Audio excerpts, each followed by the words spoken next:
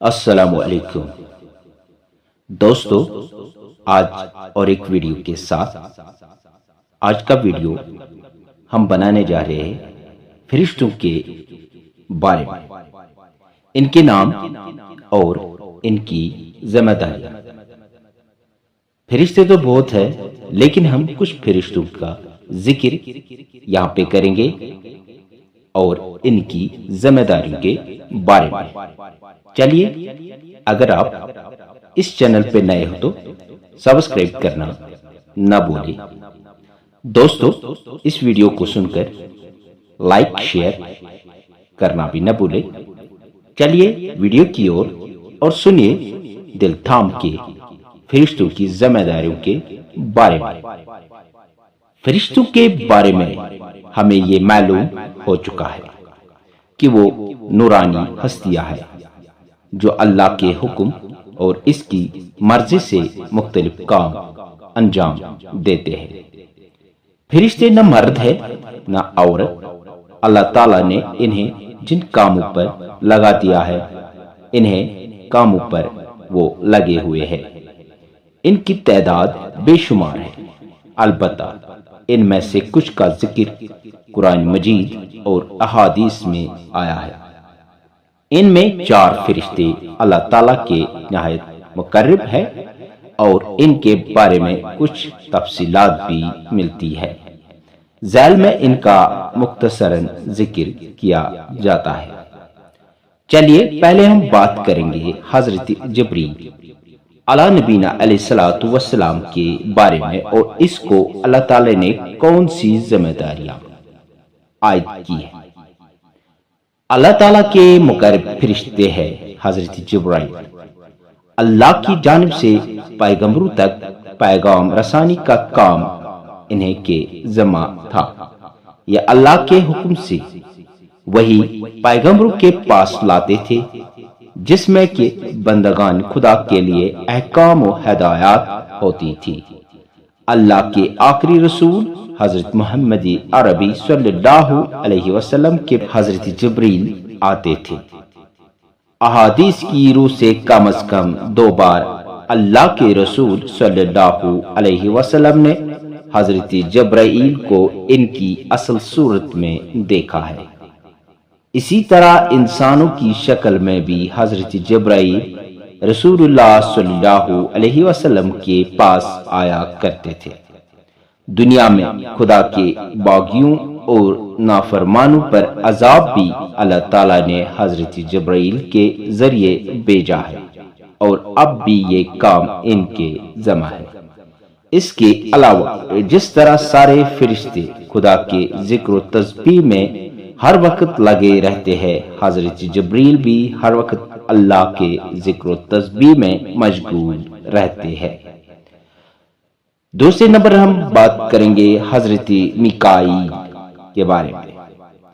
قرآن مجید میں جن 2 فرشتوں کا صراحت کے ساتھ ذکر ہے، ان میں حضرت جبرائیل کے علاوہ حضرت میکائیل ہے۔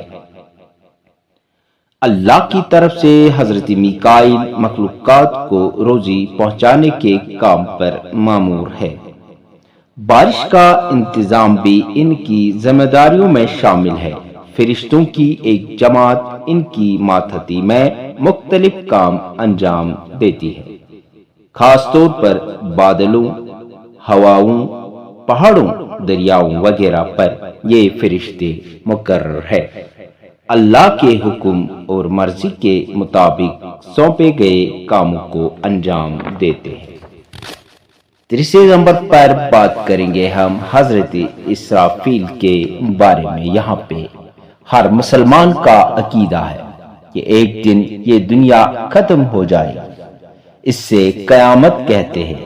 قیامت کا قیام ایک بھیانک زوردار آواز سے ہوگا، اور دنیا کا یہ کارخانہ پوری طرح ختم ہو جائے گا۔ اللہ تعالیٰ نے دنیا کے خاتمے کے کام پر جس فرشتوں کو مامور کیا ہے، ان کا نام اسرافیل ہے۔ وہ سور منہ میں لیے کان لگائے اللہ کے حکم کے منتظر ہے۔ جیسے ہی اللہ کا حکم ہوگا وہ سور میں پھونک ماریں گے، وہ سور میں پھونک ماریں گے، ایک زوردار گڑگڑاہٹ والی آواز پیدا ہوگی، اور جیسے ہی اللہ کا حکم ہوگا وہ سور میں پھونک ماریں گے، ایک زوردار گڑگڑاہٹ والی آواز پیدا ہوگی، اور یہ دنیا اور اس میں جو کچھ بھی ہے سب تہس تہس ہو جائے گا، کوئی بھی زیرو زندہ نہ بچے گا، سب کچھ ختم ہو جائے گا۔ پھر ایک عرصہ بعد حضرت اسرافیل اللہ کے حکم سے دوبارہ سور میں پھونک ماریں گے، پھر ایک آواز پیدا ہوگی جس سے سن کر سارے اگلے پچھلے انسان جو کبھی بھی دنیا میں پیدا ہوئے تھے ایک بار پھر زندہ ہو کر اٹھ کھڑے ہوں گے، ایک دوسرا جہاں قائم ہوگا، حشر کے میدان میں سب اکٹھا ہوں گے، اور پھر سب کا حساب کتاب ہوگا، اعمال کے مطابق انہیں بدلہ دیا جائے گا۔ اللہ کے فرما بردار جنت میں جائیں گے، اور نافرمانوں کا ٹھکانہ جہنم ہوگی۔ اس کے ساتھ ہم چوتھے نمبر پر بات کریں گے اور ایک فرشتے کی جس کا نام حضرت اسرائیل ہے۔ اللہ کی طرف سے مخلوقات کی جان نکالنے پر جو فرشتہ مامور ہے اس کا نام اسرائیل ہے۔ ان کی ماتحتی میں بے شمار فرشتے اس کام میں لگے ہوئے ہیں۔ کچھ فرشتے ہیں جو اللہ کے نیک بندوں کی جان نکالتے ہیں، اور کچھ ہے جو نافرمانوں کی جان نکالنے پر مامور ہے۔ ان چار فرشتوں کے بارے میں کہا جاتا کہ اللہ تعالیٰ کے سب سے مقرب فرشتے ہیں۔ قرآن مجید اور احادیث میں ان چار کے علاوہ بھی بعض فرشتوں کے نام اور کاموں کا ذکر ہے، مثلاً کرامن کاتبین، یعنی وہ فرشتے جو انسانوں کی ڈائری مرتب کرتے ہیں یا ان کے اعمال کا ریکارڈ رکھتے ہیں۔ اللہ تعالیٰ نے ہر انسان کے ساتھ دو فرشتے لگا رکھے ہیں جو انسان کے ایک ایک اچھے برے عمل کو نوٹ کرتے اور لکھتے ہیں، اور اس طرح انسان کی اچھائیوں اور برائیوں کا ریکارڈ تیار ہوتا رہتا ہے۔ قرآن میں انہیں کرامن کاتبین، بزرگ لکھنے والے کے نام سے یاد کیا گیا ہے۔ حافظ، اللہ تعالیٰ نے کچھ فرشتوں کو انسانوں کی آفتوں اور بلاؤں سے حفاظت کے لیے مقرر کر رکھا ہے۔ جن لوگوں کے بارے میں اللہ کا حکم اور مرضی ہوتی ہے ان کی یہ آفتوں، مصیبتوں اور بلاؤں سے حفاظت کرتے ہیں۔ ان کو حافظ اس لیے کہا جاتا ہے کہ یہ حفاظت کرنے کے کام پر مامور ہے۔ منکر نکیر، یہ وہ فرشتے ہیں جو موت کے بعد اور دوسری زندگی شروع ہونے سے پہلے عالم برزخ میں انسانوں سے سوالات کرنے پر اللہ کی جانب سے مامور ہے۔ مرنے کے بعد ہر انسان کے پاس دو فرشتے آتے ہیں جنہیں وہ پہچانا ہوتا ہے اور اس سے تین سوال کرتے ہیں۔ پہلا سوال اس کے رب کے بارے میں، تمہارا رب کون ہے؟ یعنی کون سی ہستی ہے جو تمہیں پالتی اور کرتی ہے، اور تم نے کس سے دنیا میں خالق، مالک، رب اور معبود تسلیم کیا؟ دوسرا سوال دین کے بارے میں ہوگا، تم نے کس دین اور راستے کی پیروی کی اور کس کے بتائے ہوئے طریقے پر چلتے ہوئے عمر گزاری؟ تیسرا سوال نبی کے بارے میں ہوگا، یعنی اس کے سامنے اس کے نبی کو پیش کر کے پوچھا جائے گا، یہ کون ہے؟ تم نے اس کی باتوں کو سنا تھا، کرتی تھی؟ چونکہ یہ فرشتے اجنبی شکل و صورت کے ہوں گے اس لیے ان کو منکر نکیر کہا جاتا ہے۔